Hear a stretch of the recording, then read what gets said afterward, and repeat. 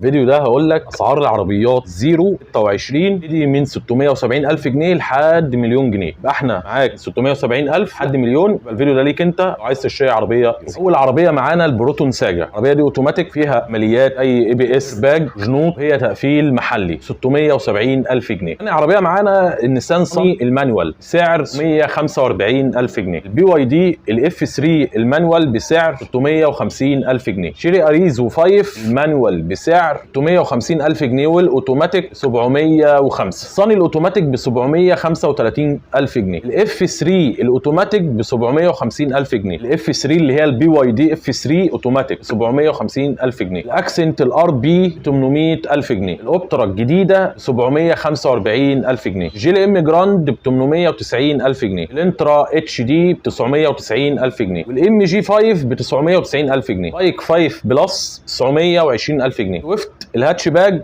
ب 870,000 جنيه. والديزاير الجديده بسعر 835,000 جنيه. السنترا الرسمي ب 888,000 جنيه. الاستلام فوري في المعارض ب 990,000 جنيه. جاك اس 2 740,000 جنيه. جيلي جي اكس 3 برو 830,000 جنيه. الشيري تيجو 4 برو ب 900,000 جنيه. الكاي 3 برو ب 915. دي قائمه اسعار ما تحت المليون العربيات الزيرو. في حاجات فيهم اسعارها مبالغ فيها وطلع رقم مش قيمه مقابل سعر، وفي حاجات فيهم افضل من انك تروح تشتري عربيه مستعمله، زي مثلا البروتون ساجا 670,000 جنيه.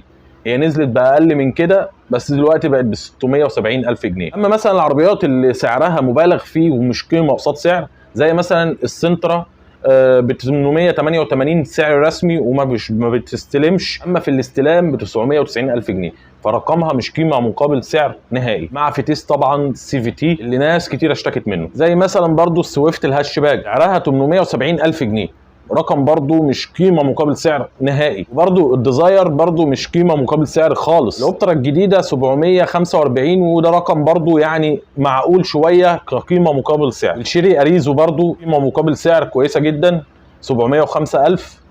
رقم كعربيه وكماليات، لا عربيه كويسه جدا، سعرها معقول. في حاجات خرجت نفسها بره المنافسه وفي حاجات داخله جوه المنافسه.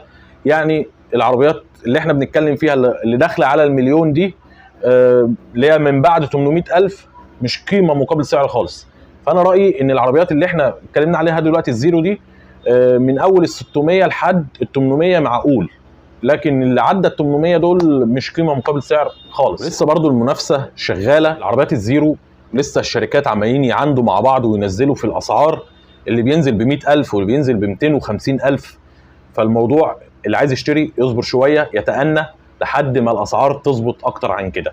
لكن لو هتشتري في العربيات اللي هي الفئه اللي هم خلاص بقى نزلوا، زي مثلا الصني الشيري اريزو، العربيات دي قيمه مقابل سعر شويه، برضو عربيه كماليات عاليه ثبات. الصني افضل من ناحيه قطع الغيار. وبس خلاص، ده كان فيديو عشان العربيات الزيرو. ما تنساش تابعني وتصلي على النبي في الكومنتات. السلام عليكم.